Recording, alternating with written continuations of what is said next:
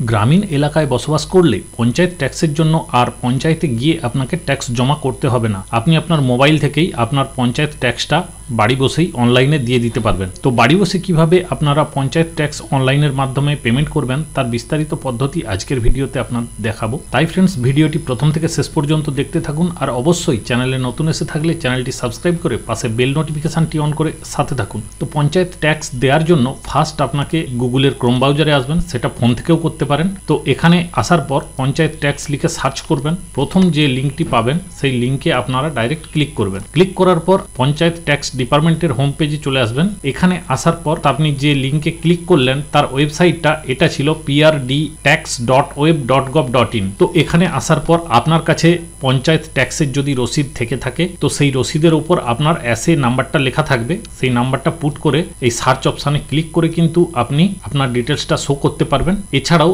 আপনার phone number যেটা link রয়েছে ওই এসি নাম্বারের সাথে সেই ফোন নাম্বার বসিয়েও এই সার্চে ক্লিক করে আপনি এই ট্যাক্সটা দিতে পারবেন। এছাড়াও সবথেকে সহজ পদ্ধতি যেটা হবে, আপনি এখানে নিচে দেখুন এই সিলেক্ট ডিস্ট্রিক্ট এই অপশানে চলে আসবেন। এরপর আপনার যে ডিস্ট্রিক্টটা সেটা আপনি সিলেক্ট করবেন এবং এরপরেই কিন্তু সিলেক্ট ব্লক, এই ব্লকটা আপনি আপনার সিলেক্ট করবেন। আপনার যে ব্লকটা রয়েছে সিলেক্ট করার পর অটোমেটিক কিন্তু এখানে সিলেক্ট গ্রাম পঞ্চায়েত শো করছে, অর্থাৎ আপনার ওই ব্লকের আন্ডারে যতগুলো গ্রাম রয়েছে সেই গ্রামের লিস্ট কিন্তু টোটাল এখানে শো করবে। তো এর থেকে আপনার যে গ্রাম পঞ্চায়েতটা হবে সেই গ্রাম পঞ্চায়েতটা আপনি এখান থেকে সিলেক্ট করবেন। করার পর আপনি আপনার এসি অনুযায়ী যে নামটা রয়েছে সেই নামটা এখানে বসাবেন এবং আপনার বাবার নাম বা মায়ের নাম এখানে বসিয়ে দেবেন। অর্থাৎ এসি প্রথম যে ট্যাক্সের রসিদে যদি বাবার নাম থাকে তাহলে বাবার নাম বসাতে হবে এবং যদি মায়ের নাম থেকে থাকে তাহলে মায়ের নাম বসাতে হবে। তো শুধুমাত্র যদি নাম দিয়ে সার্চ করেন তাহলেও কিন্তু আপনি এখানে নাম অনুযায়ী আপনি এটা দেখতে পারবেন। এখানে একটা বিষয় লক্ষ্য করবেন,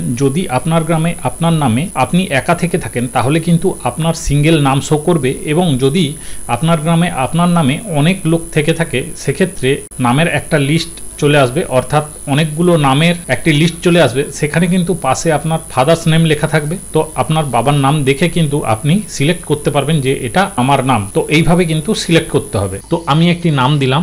নাম দেওয়ার পর এই সার্চ ইওর প্রপার্টি এই অপশানে ক্লিক করব। তো এখানে ক্লিক করার পর অটোমেটিক কিন্তু এখানে ডিটেলসটা চলে এসেছে, আপনারা দেখতে পাচ্ছেন। তো এই ডিটেলসের মধ্যে এসি নাম্বারটা প্রথমে আপনার দেখাবে। তো এই জায়গায় দেখুন এসি নাম্বার শো করছে এবং অ্যাড্রেসটা শো করছে। যেহেতু আমার এসি নাম্বার ক্রিয়েট করা রয়েছে সেই জন্য শো করছে। তো এরপর ওনার নেম, যার নামে ওই ট্যাক্স রয়েছে তার নামটা এখানে শো করছে এবং তার বাবার নাম কি রয়েছে সেটাও কিন্তু এখানে শো করছে, এবং সেই সঙ্গে ডিউ অ্যামাউন্ট কত টাকা ডিউ রয়েছে সেটাও কিন্তু এখানে শো করছে। যদিও এই পঞ্চায়েত ট্যাক্সে কোনো ডিউ নেই সেই জন্য এখানে নো ডিউজ অ্যাকশানে রয়েছে। যদি এখানে কোনো কিছু ডিউ থাকতো তাহলে এই যে ডিউ অ্যামাউন্ট রয়েছে এই অ্যামাউন্টের জায়গায় অ্যামাউন্ট শো করতো, এবং এই যে অ্যাকশানটা রয়েছে এখানে পেডের জন্য একটি অপশান থাকতো। এই অপশানে ক্লিক করে আপনারা আপনাদের মোবাইলের স্ক্যানারের মাধ্যমে কিন্তু এই পেমেন্টটা করতে পারবেন। এটা পেমেন্ট করতে গেলে আপনাকে আপনার মোবাইল নাম্বার দিয়ে ওটিপি ভেরিফাই করে এটা পেমেন্ট করতে হবে।